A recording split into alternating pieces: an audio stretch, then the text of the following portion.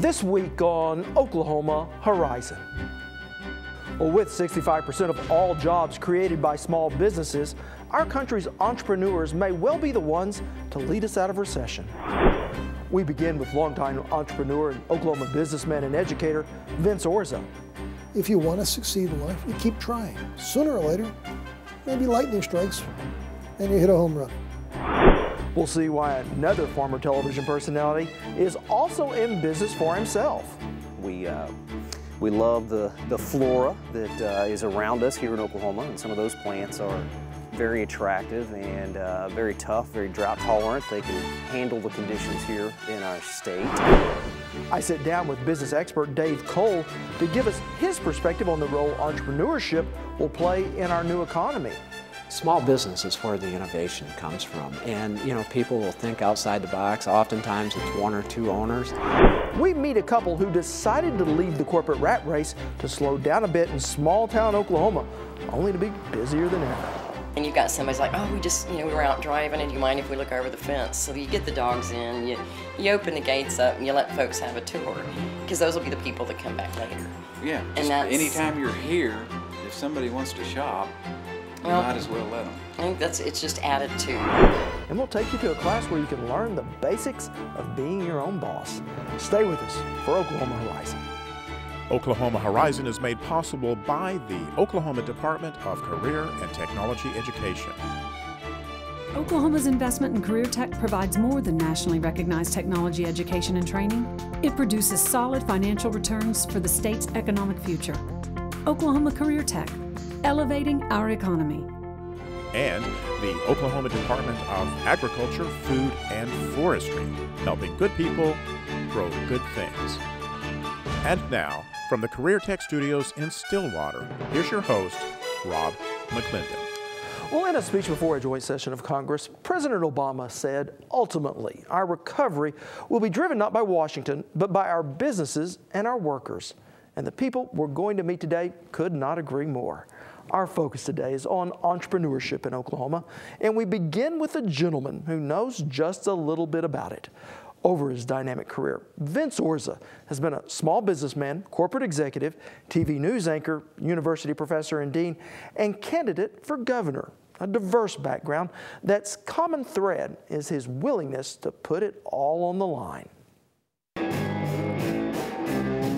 Well, what is old is new again for Vince Orza. As general manager at KSBI Television in Oklahoma City, his career has come full circle. There's no way you can ever be successful in life if you're not willing to fail. It is the price of admission. If you're not willing to take the risk to succeed, then along the way, you're going to fail. Nobody bats 1,000. You're going to be wrong. You're going to lose a job. You're going to get fired. People are going to die in your life. Things are going to be dark. Can you get back up and try again?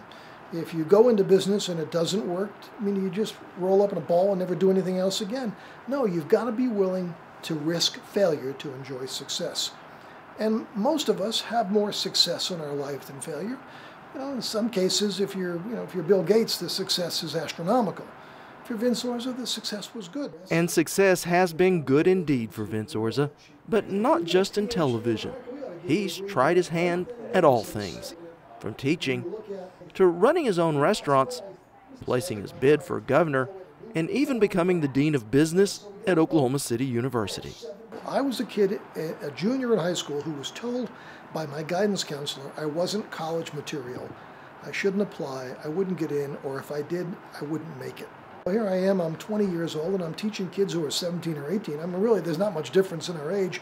Then I'm 21, and I'm teaching at a community college where most of the people I'm teaching are older than me, Vietnam vets coming back to get an education. I wind up at UCO, where I'm sort of in the middle. I'm 23, 24, 25 years old, maybe as old as 30. And I think back now, what did I know when I was 25 years old that I possibly could have been teaching people? The time to become a great teacher, at least in business, is when you're 50 or 60 and you've got a lifetime of experience to kind of say how that theory really works in practice. And I think that's probably why I love teaching, because I went to practice what I preach. And that is exactly what Orza did when the professor turned entrepreneur decided to open a chain of restaurants. Most people fail at entrepreneurship. Most people get into business with themselves after they get fired from their company and think, you know what, I got a great idea. I know a recipe for pancakes. I'm going to open up a pancake house. Never realizing, working for somebody else is pretty easy. You get a check every week. You work 40 hours, you go home, the headaches, are somebody else's. When you own your own business, when you go home, the headaches go with you. I remember when we started Garfield's, I'm sitting there paying the bills. I didn't have an office. I worked out of my kitchen. And I got a stack of bills this high, and I got a stack of cash this high. Uh-oh. You got to figure out who's going to get paid. I didn't get paid when we started Garfield's for a year. But I didn't have enough money to pay me and all the people who worked for me, and I know I can't quit. I got my money tied up in my company. If I don't pay you, you quit. You go to work someplace where you do get paid. So I think entrepreneurs are people who understand there's going to be some sacrifice involved in starting their own company. And I love being around people who have that energy, that willingness to do without while they build their business. And anybody I know who's ever been successful will tell you, you don't make any money right out of the box. You may go a long time without making any money. You may have to mortgage your house, sell your car. You quit your membership at the country club. You stop going to the movie. You stop eating out because you need the money to run your business. Most people fail. It's the people who are really willing to sacrifice and to keep trying that succeed. A business philosophy that's helped Orza throughout his career. Orza says has invariably led him throughout his life to right where he needs to be. Admiral Greg Slavonic. I've gotten to create 5 or 6 television programs. When I'm 61 years old, I'm like a kid in a candy store. And willing to put in the work to make things happen. I have a 5-second attention span. That's why I like having 2 or 3 jobs. I get bored quickly. And so I love the creative side of advertising and even creating restaurants and being a dean and talking to kids about what they could do with their life. And then a television comes back into my life again. Would you like to fix a broken TV station? Yeah, sure. Someone said to me, how do you know how to fix a broken TV station? I said, I don't. We'll figure it out when we get there. I didn't know anything about restaurants. I didn't know anything about being a teacher. I didn't know anything about being a news anchor on television. But I love opportunity. And again, I'm willing to risk the failure of being a fool and maybe being an idiot in front of God and everybody else on TV. But I was successful at it because I worked hard and I surrounded myself with people that were smarter than me. Perhaps Orza's greatest accomplishment is the belief in which he lives by. You don't quit. And if things don't work, you try something else. You don't quit and think, well, that's it, I tried it. If you want to succeed in life, you keep trying. Sooner or later, maybe lightning strikes and you hit a home run. You're watching Oklahoma Horizon, featuring some of the good things that are happening in the great state of Oklahoma. Well, you may recognize the gentleman in our next story from his days as host of the Oklahoma gardening TV show. Ernie Barth caught up with him and joins us now here in the studio. That's right, Rob. As the drought may have dried up the majority of the state, plants are popping up at Steve Owens' Bustani Plant Farm. As you walk down the pathway at Bustani Plant Farm, you can't help but notice some unusual looking plants. A lot of the things we offer are perennials, unique perennials, things you normally don't find at other nurseries and garden centers. Steve Owens is the owner of Bustani Plant Farm and says there is a variety for everyone to choose from. We also offer a lot of Oklahoma native plants. We love the flora that is around us here in Oklahoma, and some of those plants are very attractive and very tough, very drought tolerant. They can handle the conditions here in our state. But the conditions have been extreme this year. And it is a challenge. It really is a challenge here in Oklahoma to create a nice garden. And one of the challenges, a fire. It seemed like as soon as the fire popped up, there were lots of crews out there battling the fire. But really scared us because the fire broke out right before that really strong-winded thunderstorm came through that night. We had damage from the winds, but the thing that concerned us was the fire was right in front of the direction of the wind, and we were a little nervous that the wind would bring the fire here a little quicker. But the fire didn't touch the garden, and for employee Mary Fulhag, she is grateful to still have a place to work outdoors. I'm a big nature girl, so I love being outdoors and playing in the mud and dirt and everything like that. Fullhag attends to various chores around the farm, but her favorite time of year is sale time. I just like being around all the people and buying all the plants, and so probably sales when there's a lot of people here, interact with them. Every spring and fall draws in crowds of people wanting to learn what is best for their plants. It's really good for me to continue to educate gardeners, because I think the more educated gardeners are, the more success they're going to have with their plants in their gardens. That's why we like to provide the best information we can to help the gardeners succeed. Bustani Plant Farm. Exotic plants by local plant lovers. We haven't ever been to your... Now, the drought did affect the Bustani Plant Farm like everyone else, but the year wasn't all rough times. They received first place at the Tulsa Home and Garden Show in March. So I have to ask, what would cause a full-time television personality to quit their job and then go into being a full-time gardener? Well, Rob, gardening has been in Steve's blood from the beginning. Both his father and grandfather were massive gardeners, and after he got married to his wife, they both decided to quit their jobs and become full-time gardeners. Well, it looks like a neat place. Thanks so much, Andy. You're welcome, Rob. Still to come on Oklahoma Horizon, carving out your own business niche. But first, advice from the experts. Well, having logged about 7 million miles aboard various airlines, Dave Cole is a highly sought-out speaker on our changing economic trends. And I was able to sit down with him and talk about the importance of entrepreneurs in any economic recovery.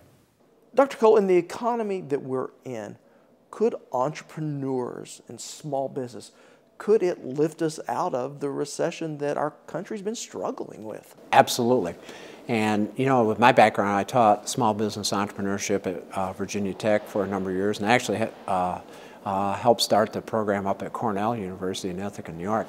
And you take your 25 to 30 million small business folks in America, and they put their idea, they put their business plan together and get a little bit of seed capital and bring it about. And you got to remember, corporations constantly watch the small business community, because oftentimes they will buy those companies up or hire those individuals into the corporation. And so it is definitely one of the foundations of the pyramid of success of the United States economy.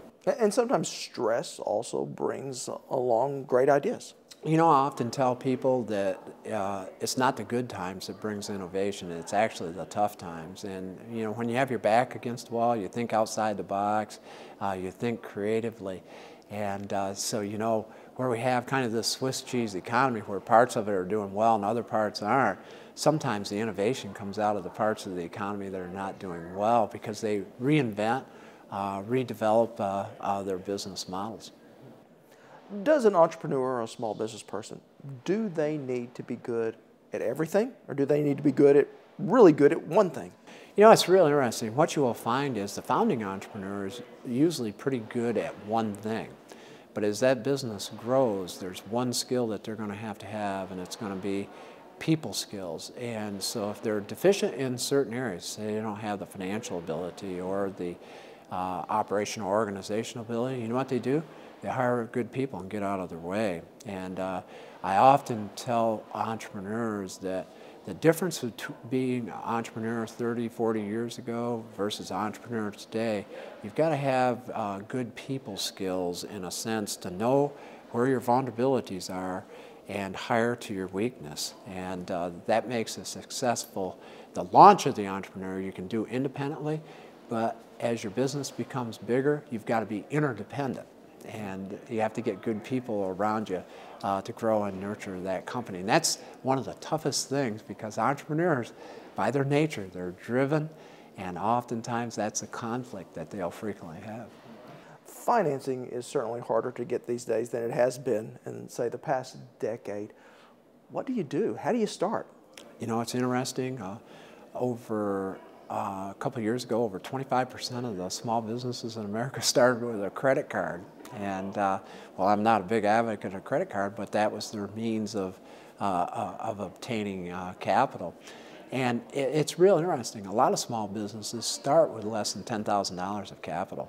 Oftentimes we think, well, you're going to go out and start a business, you need $2 or $3 million worth of capital. A lot of the innovative ideas will start less than $10,000. Now, as that company grows, it comes out. But one of the things is, if you're going to go to a regular institution, banking institution, you better have a good business plan. Matter of fact, it was real interesting. My classes at Virginia Tech, we actually had them work as group business plans. And a lot of the students, they wanted to do it by themselves. And I says, no, you need other people to have ideas on your business plan, and then they would actually have to present them to bankers and lenders. And it was real interesting. We had some very, very successful businesses, but that business plan, it's kind of your guide. And it makes you take things from your mind and put it down on paper and put it in a logical manner. And a business plan doesn't have to be that big. I mean, and you know what I often told students? If you can't communicate the business plan over a simple napkin, it's too complex. And so what you have to do is take the complexities of your business and bring it down and where you can communicate. But if you go to a regular traditional lender, you better have a business plan and it won't guarantee that you're going to get the money. And I do want to ask you a human nature question. How important is it to have skin in the game, whether it be money or your time, in a business's success? Absolutely, absolutely. And I think it's very, very important. It's kind of like these conferences that I'll teach at. You charge. Why do you charge? Because you want people to have skin in the game. When you have skin in the game, you're going to put that energy. You're going to, it's almost that sense of fear of failure. You're going to lose something, and what it'll do is it'll put that little fine edge on that might put you over the top. So there's got to be skin in the game. And one of the biggest fears I have is that, you know, somebody's going to write a check out for $100,000 and, you know, you go start the business. No, you've got to put something up. And oftentimes that's money, but sometimes that's time. And one of the elements that I find is sometimes you aren't going to get a quick reward. Sometimes it'll take you 3 to 4 years to get the business launched. And so you're going to be working for nothing for 3 or 4 years. And, but if you've got that passion for it, and if you see the bigger type of picture and it's not a get-rich type of thing very quickly, oftentimes those businesses bear fruit.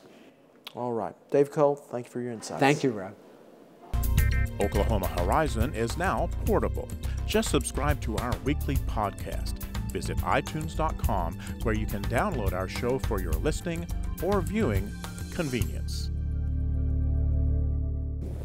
Well, a new program in Oklahoma City is helping budding entrepreneurs navigate the intricacies of owning your own small business. Joining me now is our Elisa Hines. That's right, Rob. The Metro Tech Career Academy's entrepreneurship class is one designed to introduce students to the concept of owning their own business. And you can never begin early enough. There's an art to making a good cup of joe. And as students at Metro Tech's Career Academy are learning, there's a fine art to owning your own business, too. Ida Fryover is the instructor and says it's all about hands-on. Sure, you can teach it in a classroom, but where students really get the value is when they can apply the theories that they learn in the classroom. So getting that hands-on experience by operating an actual business. Ashley Johnson is a student in the class and says she plans on using what she's learning. This class is important to me because I really want to start my own business. And Fryover says that many students would like to own a business, but sometimes the prospect is just too scary. What you'll do is there's so much involved with running and operating a business that sometimes you don't know where to start. And at least this gets them to start thinking and planning what they want to do and how to go about doing it in a safe manner. They're not really taking a big risk up front, and they can see if it will really work out for them, if they have the aptitude to become an entrepreneur or not. Discovering entrepreneurial talent in the safety of the classroom. Okay, so we've got... Now, according to a poll in the Los Angeles Times, 25% of 18 to 21-year-olds said they would rather start a business than pursue other career options. So an introductory class like this seems to be just what the students are wanting. So where exactly do these young people go from here? Well, this class is just a beginner class to kind of give them a feel for entrepreneurship. There's another one that actually prepares them to start their own business. All right. Thanks so much, Lisa. You're welcome, Rob. If you're interested in Oklahoma culture, you can keep up with us throughout the week on the Red Dirt Chronicles blog. Look for our On the Horizon postings on Tuesdays and Fridays and tell us what you think. Well, when David and Jonna Crane decided to leave the corporate rat race, they moved to small-town Oklahoma to slow down a little bit. Problem is, they're busier than ever. Here's our Courtney DeHoff. For the owners of old station monuments, their entrepreneurial endeavors are literally just a stop in the road. It's just another day at the office for the entire family. Located right off the highway, Old Station Monuments in Perkins, Oklahoma is not your typical little shop. I don't know, you want to think that whatever you do, you make a difference. And there is something I would have never thought in college I would have been affiliated with a granite or a memorial company. But you set things forever in stone. And you think about it, there are very few things you can do that are forever. And owners Jonna and David Crane haven't been doing this forever. He was working as a roughneck in California. She was busy working in the corporate world. You know you're in the country when you're watching toads eat bugs at night. Yeah. That for entertainment. It's really pretty exciting. Folks are missing a lot in the city. Yeah. But they had a thirst for that small town, rural way of life, and this 1926 Texaco station and its passerbys proved to be just what they were looking for. I don't know, when you're visiting with a family, you hear just the good about people. You know, I don't know that we've ever had anyone come in that is making arrangements for a stone. And talk bad about it. Yeah, you just really, I don't know, it kind of gives you that boost about humanity, because there really are just so many good people. Jonna does this on the computer, then traces the back of it, which, you know, is 10 minutes. Then it takes, you stick it, rub your design on. We hand cut everything. So, you know, this ended up taking 30 minutes, with the quickest part being the sandblasting. You take one look around the outside and step 1 foot on the inside, and you soon discover this unconventional little shop is not just about the monuments. An importer from Mexico had a flat tire in the front driveway. Our first year. Our first year here. 6 years later, we're still working with him, and it's And the Mexico great. imports are the #1 selling item we have here. Other than the granite side, but he brings us back some of the neatest chimeneas. Because we try to specialize, and I think why people stop and shop is because we are unique, we're quirky. How many times a day do women say, what a fun place? Fun is the biggest. Well, and their husbands, their arms have been twisted. They've had to stop. Sometimes they have to turn around. A favorite pastime for David? Sitting on the steps, counting the thousands of cars as they speed by. And you've got somebody's like, oh, we were out driving, and do you mind if we look over the fence? So you get the dogs in, you open the gates up, and you let folks have a tour, because those will be the people that come back later. Yeah, And just that's- anytime you're here, if somebody wants to shop, you might as well let them. I think it's just attitude a lot of the time. And again, if it's the corporate world, it was always like, oh my gosh, I'm here trying to get some work done after. And you would maybe be inconvenienced. But when it is your own place, that's just another person you get to meet and, bring into your little world. Their little world, it is. But this is where we live. The building right directly behind us is what we call the cellar cellar house. It's a cellar with a little house on top of it. And it's, the concrete signed inside when they built it was 1934. Was it 34? Yeah, and the main house was then built in 37. But no, there's living quarters that are actually, and it's kind of our office space, living quarter, our corporate dog headquarters space. and living room are right behind this door. And watch your step. And it's apparent the entire operation is almost whimsical. The husband-wife duo like to keep people guessing. She wasn't here, and I bought a 7-foot tall metal flamingo, and she thought I was thinking we got a dog right there. It. Yeah, sold it. Well, the alien that you put out, the concrete alien that you put on the signpost. Yeah. Just so traffic would have to look. That's been I one bet of we've our sold big 8 or 9 of sellers. those in the last couple years. And especially alien. if we paint him green. What is it? A store and a way of life that are as much about the people as the product. I think he's scared of cameras. Okay, we'll see you later. Thank you. Come on, boo-boo. Old Station Monuments is located just a couple miles west of Perkins on Highway 33. Next time on Oklahoma Horizon, we head into the classroom to see how Oklahoma schools are creating a high-tech workforce for the future. So in Oklahoma, we are really going to have to grow our own to be competitive in the global economy.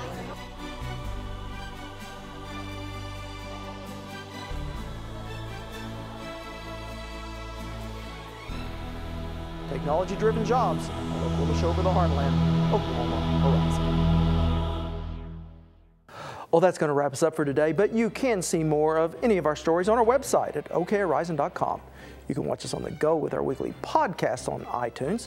Follow us throughout the week on Twitter at OK Horizon TV, or just become a Horizon fan on Facebook. I'm Rob McClendon. Thanks for watching. See you back here next week.